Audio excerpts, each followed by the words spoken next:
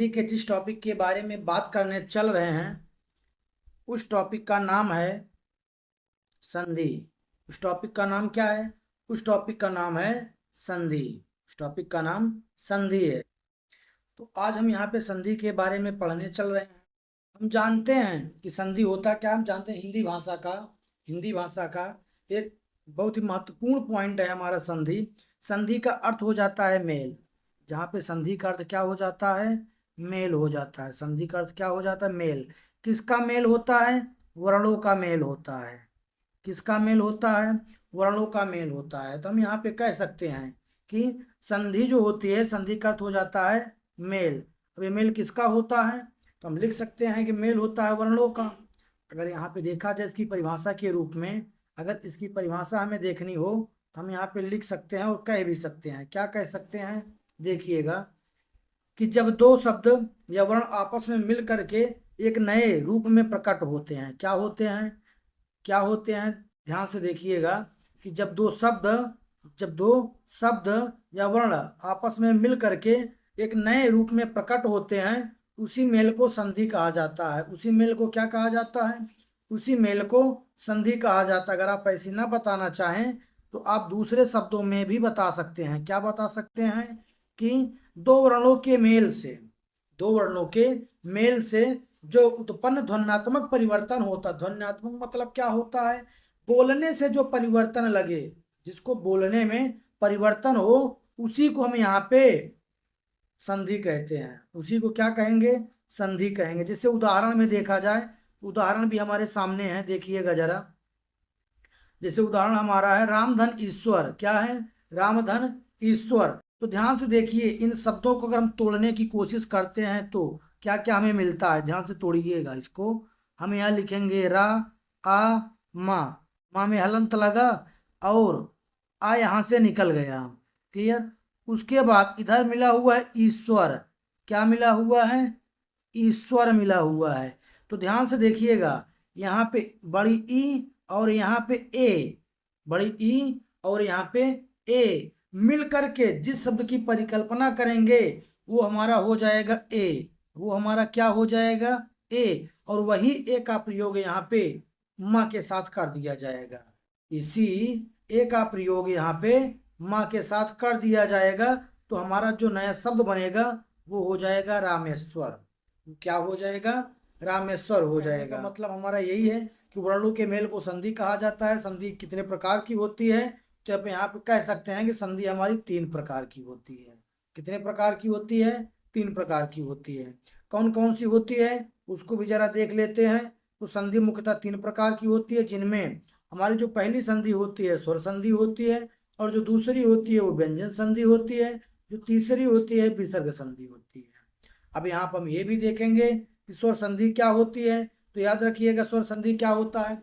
जब दो स्वरों का आपस में मेल हो, उसमें जो विकार या उसमें जो परिवर्तन हो, उसे स्वर संधि कहा जाता है। जबकि जब स्वर या व्यंजन का मेल हो या व्यंजन और स्वर का मेल होता है, उसमें भी कुछ परिवर्तन होता है, कुछ विकार उत्पन्न होता है, जिसे व्यंजन संधि कहा जाता है।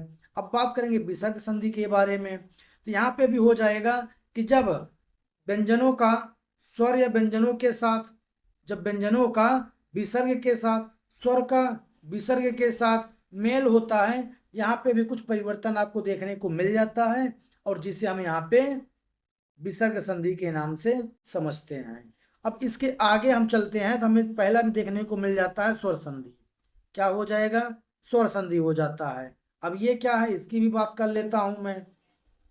हमारा यहाँ पे देखने को मिलेगा स्वर संधि। अब स्वर संधि क्या होता है ध्यान से देखिएगा। जब दो स्वरों के आपस में मेल हो जाए, क्या हो जाए? जब दो स्वरों का आपस में मेल हो जाए तो उससे जो रूप बदल जाता है, उन स्वरों का जो परिवर्तन हो जाता है, उसी को स्वर संधि कहा जाता है। उसी को क्या कहा जाता है? स्वर संधि कहा जाता है। अब स्वर संधि के उदाहरण बताता हूँ, फिर इसके और भी प्रकार होते हैं, हम चर्चा करेंगे। उदाहरण में हमें देखने को मिला, राम के साथ लगा दिया गया अवतार। क्या लगा दिया गया? राम के साथ लगा दिया गया अवतार। तो जब राम के साथ अवतार लगा दिया गया तो हमारा हो जाएगा राम अवतार। क्लियर? अब इसके आगे अगर मैं बात करूं, इसके आगे देखते हैं, अगला हमारा हो जाएगा भूधन उत्सव। क्या हो जाएगा? भूधन उत्सव, तो हमारा बन जाएगा भूत्सव। अगला हमारा है जैसे महाधन ऋषि, अगला हमारा हो जाएगा महाधन ऋषि, तो महाधन ऋषि लगाने से हमारा हो जाएगा महर्षि। अगला हमारा हो जाएगा जलधन अओघ, क्या हो जाएगा जी, जलधन अओघ, तो हमारा ये हो जाएगा जलौघ, क्या हो जाएगा, जलौघ। अगला हमारा है मतधन एक के, क्या है, मतधन एक के, ये हमारा हो जाएगा मतैक, ये हमारा हो जाएगा मतैक। अब हम इन सभी को एक एक करके तोड़ने की कोशिश करते हैं, क्यों, क्योंकि जब तक तोड़ेंगे नहीं तब तक छोड़ेंगे नहीं, और जब तक छोड़ेंगे नहीं तब तक समझ में आएगा नहीं। तो यहाँ पे हम देखते हैं, सबसे पहले तोड़ते हैं यहाँ पे राम और अवतार को। किसको मैं तोड़ता हूँ यहाँ पे, राम और अवतार को। तो ध्यान से देखिएगा, हमने यहाँ पे लिख दिया हुआ है राम, माँ में निकला हलंत, लगा करके यहाँ हमने आ निकाल दिया, क्लियर। यहाँ पे भी छोटा आ निकला, उसके बाद क्या लग गया, वतार, क्या लग गया, वतार लग गया, क्लियर। तो संयोग यहाँ पे किसका होना है, तो ध्यान से देखिएगा, संयोग जिसकी हम करेंगे वो होगा यही आ और आ का। और हम ये जानते हैं कि जब दो समान प्रकार के वर्ण आपको देखने को मिलेंगे स्वर, तो उनका दीर्घ हो जाएगा, क्या हो जाएगा, दीर्घ हो जाएगा। और यही बड़ा आ की मात्रा जाकर के माँ के साथ लग गई तो हो गया रामा, क्या हो गया हमारा, रामा, रामा। वतार यहाँ से काट करके हम क्या करेंगे, वतार जो यहाँ पे है इसको लिख देंगे यहाँ पे वतार, तो हमारा क्या हो जाएगा, रामा वतार हो जाएगा। अब इसके आगे वाले को भी तोड़ने की कोशिश करते हैं हम, ध्यान से देखिएगा। तब यहाँ देखने को मिलेगा हमारा जैसे भू के साथ लगा हुआ है उत्सव, क्या लगा हुआ है जी, यहाँ पे लगा हुआ है भू के साथ उत्सव, इसको हम आगे लेकर के चलेंगे। ये कैसे टूटेगा, तो ध्यान से देखिएगा, भू को तोड़ देंगे, यहाँ पे हमारा बनेगा भा, भा के नीचे हलंत लगाओ, यहाँ से निकला बड़ा ऊ, क्या निकला, बड़ा ऊ, उसके साथ क्या मिला, छोटा ऊ, उसके बाद क्या लिखा हुआ, सौ, क्या लिखा हुआ है, सौ। अब ध्यान से देखिए, यहाँ पे भी क्या हो जाना है, संयोग, यहाँ पे भी किसका क्या हो जाएगा, संयोग हो जाएगा इन दोनों का। जब इन दोनों का संयोग हो जाएगा, यहाँ पे भी हमें देखने को मिलेगा बड़ा ऊ, क्या देखने को मिलेगा, इन दोनों की जगह पे बड़ा ऊ, और यही बड़ा ऊ की मात्रा जाकर के भू में लग गई, तब हमारा हो जाएगा भा, भा में बड़ा ऊ का मात्रा, इधर से तासावा, ता सा वा, इसको हम लिख लेंगे, तब हमारा हो जाएगा भूत्सव, क्या हो जाएगा, भूत्सव हो जाएगा। अब इसके आगे मैं फिर आपको लेके चलूं, क्योंकि हमें तोड़ना तो सभी को है ना। तो अगला हमारा जो देखने को मिला वो हो जाएगा महाधन ऋषि, क्या हो जाएगा, महाधन ऋषि, जिसको हम समझेंगे यहाँ पे महर्षि के नाम से। इसको जरा तोड़ दीजिए, तो ये क्या टूटेगा, ध्यान से देखिएगा, ये हमारा हो जाएगा मा हा, हा में हलंत लगा दो, यहाँ से क्या निकला, बड़ा आ, क्या निकला, बड़ा आ, और इधर क्या मिला, री, इधर मिला हमारा री, लास्ट में लगा देंगे यहाँ पे सी, क्या लगा देंगे, सी।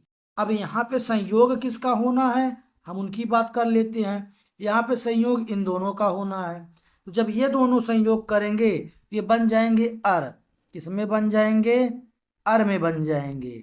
जब ये अर में बन जाएंगे तो आ चला जाएगा हा के साथ, रा चला जाएगा सी पे, तो क्यों, क्योंकि व्यंजनों के साथ स्वरों का संयोग होता है, तब ये हमारा हो जाएगा महा, क्या हो जाएगा, तब ये हमारा हो जाएगा महा, क्यों, क्योंकि हा के साथ आ लग गया तो हा कंप्लीट हो गया। सा यहाँ से लिख लेंगे हम, हमारा सा इधर आ गया, जो ये रा था ये सा पे चला गया तो ये इसे ऊपर लग गया, हमारा हो गया महर्षि, ये हमारा क्या हो गया, महर्षि हो गया हुआ है। तो जैसे यहाँ पे बताया गया हुआ है, सेम इसी प्रकार से आपको जलओघ और मतैक के भी देखने को मिल जाते हैं, क्योंकि अब इसके ज़्यादा अगर डीपली ले जाएंगे तो वीडियो हमारी लंबी होने के भी चांसेस हैं, कोई देखना बहुत अच्छा नहीं लगेगा। तो हम सीधा चलते हैं अब इसके बारे में। हम यहाँ पे बात करेंगे स्वर संधि के प्रकार के बारे में, इसके बारे में बात करेंगे। हम यहाँ पे बात करने वाले हैं स्वर संधि के प्रकार के बारे में बात करने वाले हैं। तो स्वर संधि के प्रकार में देखा जाए, स्वर संधि के मुख्यतः 5 प्रकार होते हैं। स्वर संधि के मुख्यतः कितने प्रकार होते हैं, 5 प्रकार होते हैं। कौन कौन से होते हैं जरा उसकी भी हम यहाँ पे बात करने वाले हैं, ध्यान से देखिएगा। पहला हमारा हो जाएगा दीर्घ संधि, दूसरा हमारा हो जाता है गुण संधि, तीसरा हो जाएगा वृद्धि संधि, तीसरा हमारा हो जाएगा वृद्धि संधि। क्लियर। उसके बाद अगर हम बात करूं तो हमें देखने को मिलेगा यण संधि, उसके बाद देखने को मिलता है अयादि संधि। ये हमारे कुल 5 प्रकार की संधियां यहाँ पे आपको बताई गई हुई हैं। ठीक, क्योंकि ये स्वर संधि के प्रकार की बात की जा रही तो 5 ही देखने को मिलेगी। अब एक एक के बारे में हम यहाँ पे अच्छे से पढ़ने वाले हैं। तो चलते हैं, सबसे पहले लेकर के आपको हम जिस संधि पे, उसका नाम है दीर्घ संधि। उसका नाम क्या है? उसका नाम है दीर्घ संधि। तो सबसे पहले हम यहाँ पे शुरू करने वाले हैं दीर्घ संधि के बारे में।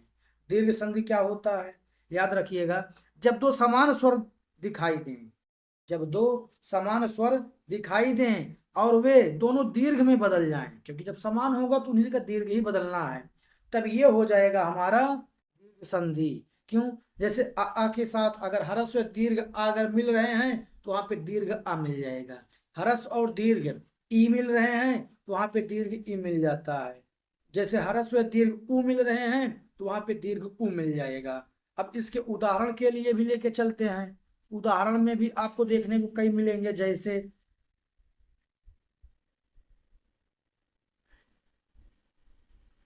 जैसे देखिएगा, पहला हमारा है रामधन अयन। क्या है? रामधन अयन। हमारा क्या हो जाएगा? रामायण। क्या हो जाएगा? रामायण हो जाएगा। अगला है बालधन ईश। क्या है? बालधन ईश। हमारा हो जाएगा बालीस। अगला है गुरुधन ऊषा, हो जाएगा गुरु सा। अब ये कैसे होगा, इसकी भी हम बात यहाँ पे एक एक के बारे में आपको बताते हैं। तो ध्यान से देखिएगा, रामधन अयन को भी हम तोड़ते हैं। ये टूटेगा हमारा रा। रा के साथ माँ में हलंत लगा दीजिए, यहाँ से निकल जाएगा आपका हरस्व आ। क्या निकलेगा? हरस्व आ। उसके बाद इधर भी देखिए जाए तो हरस्व आ मिला। उसके बाद क्या मिलेगा? या ना। क्या मिलेगा? या ना मिल जाएगा। अब यहाँ पे संयोग किस किस का होना है? संयोग यहाँ पे इन दोनों का हो जाएगा। जब इन दोनों का यहाँ पे संयोग हो जाएगा तो ये बनेगा क्या? ये बन जाएगा इसी का दीर्घ। क्या बन जाएगा? इसी का दीर्घ बन जाएगा। जब ये दीर्घ बन जाएगा तो ये चला जाएगा माँ के साथ, तो बन जाएगा हमारा रा माँ।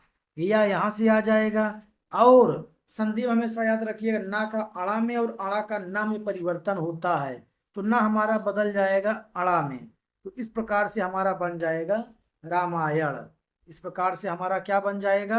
रामायण बन जाएगा। ये जो बाल है ये बाल नहीं, ये हो जाएगा बाली। क्या हो जाएगा? बाली हो जाएगा। क्लियर। बाली के साथ यहाँ पे लगा दिया जाएगा ईस। क्या लगा दिया जाएगा? ईस। तब बनेगा हमारा बालीस। तब हमारा बनेगा बालीस। क्लियर।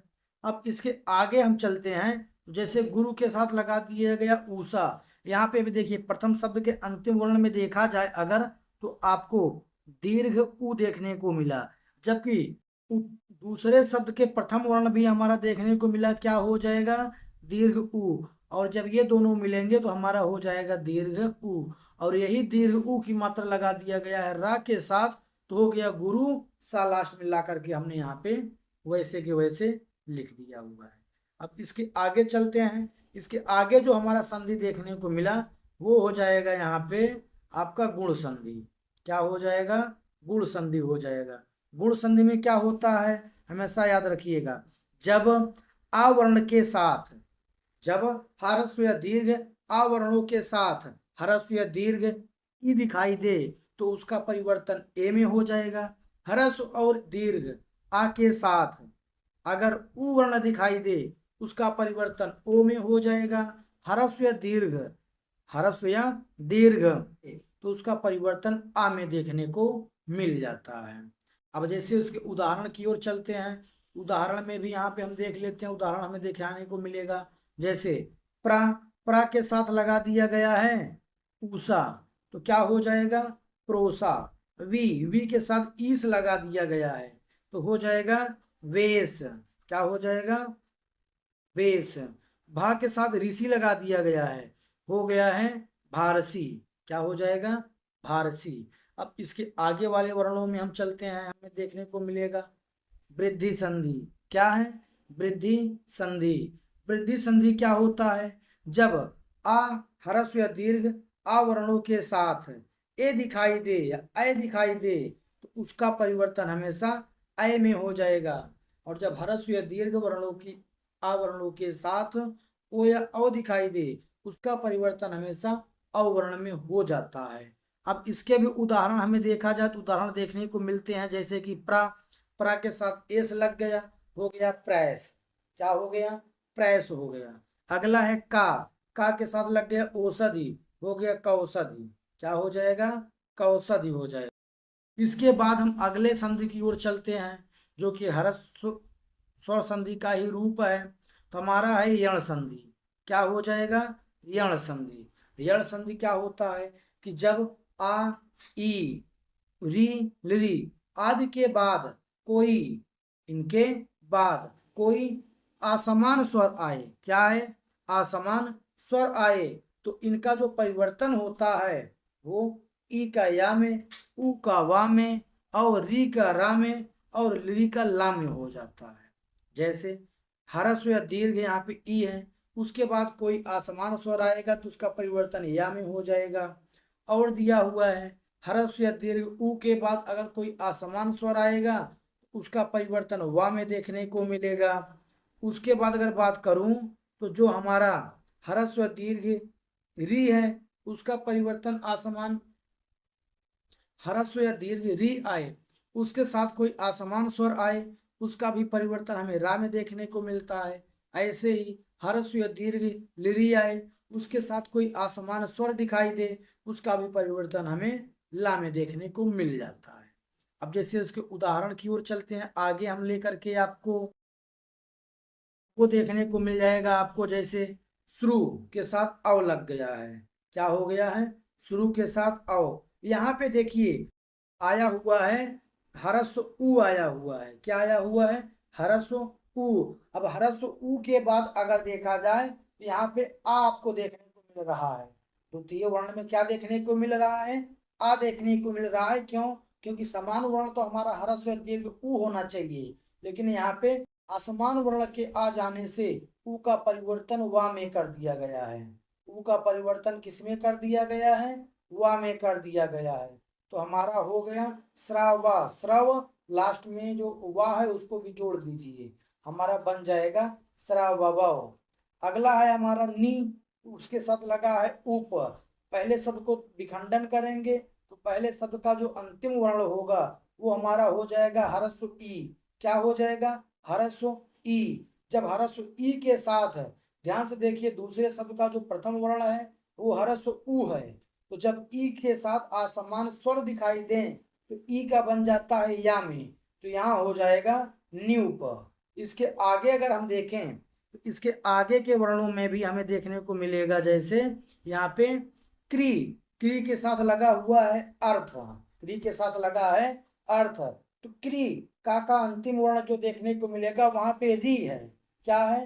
री। उसके दूसरे शब्द में देखा जाए प्रथम वर्ण आ, जो कि आसमान वर्ण है, तो इसके साथ जो री है वो हमारा अर में परिवर्तन हो जाएगा, तो आ का के साथ लग करके करर्थ हो जाएगा। अब इसके आगे की जो संधि है हम उसकी बात करते हैं। आगे की संधि हमारी है अयादि संधि। क्या है? अयादि संधि है।